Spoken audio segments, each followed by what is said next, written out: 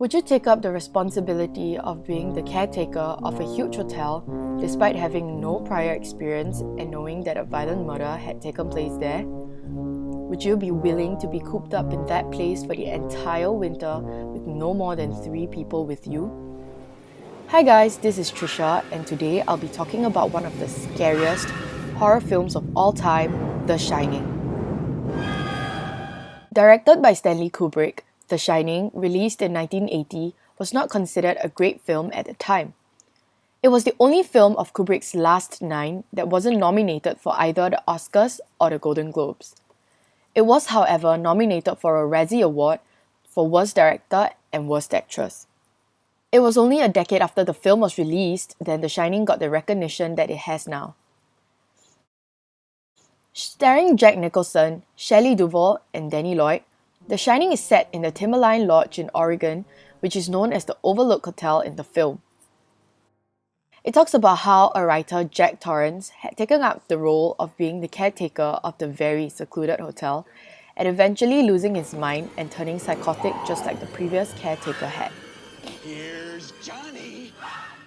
Danny Torrance, their son, has a special gift called The Shining, which allows him to catch glimpses of the gruesome events that had taken place in the hotel.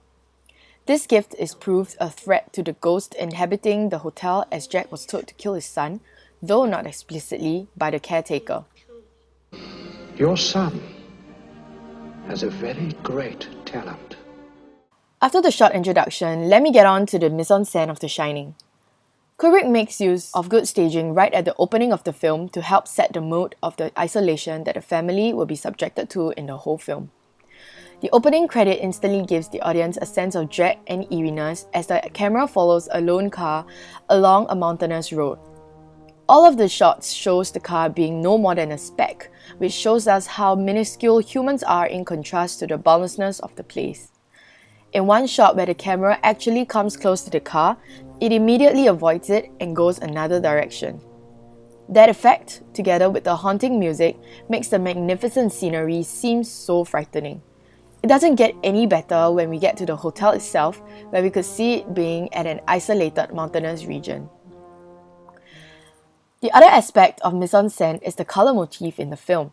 Red is a very prominent color in The Shining. It appears everywhere.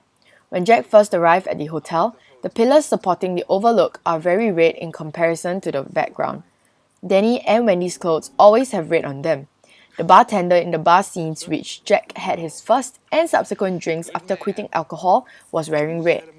The toilet that Mr. Grady brought Jack to was in bright red, and Danny was even wearing a bright red shirt when red rum was first introduced. Red is used to signify that there is an evil presence in a hotel. It also represents the blood that has been shed, the deaths, and the murders that had happened in there. The cinematography of The Shining is also very commendable. Probably one of the most significant part of the cinematography is the tracking of Danny as he cycles down the hallways of the Overlook. Kubrick captures him cycling at his point of view, which helps the audience relate to how Danny feels about the hotel. Huge and intimidating. We follow Danny through the use of the Steadicam to round the bend and meet the twins at the same time that he did. The cut to the close-up on his face accentuates the horror that he is feeling as he sees the dead twins. Tracking Danny at his perspective adds on to the terror of meeting the twins appearing suddenly without any prior indications. Another interesting aspect of the cinematography in the film is the lighting. Unlike most horror films, The Shining is generally very well lit. It is very interesting as it shows that nothing is hidden from the audience, but what is scary is that something more sinister is behind those bright lights. One such example is the bar scene. As Jack enters the ballroom, the ceiling lights are dimmed while the backlights of the bar are shone so brightly that we immediately know that that's the place that Jack is attracted to. As he reaches the bar, he said,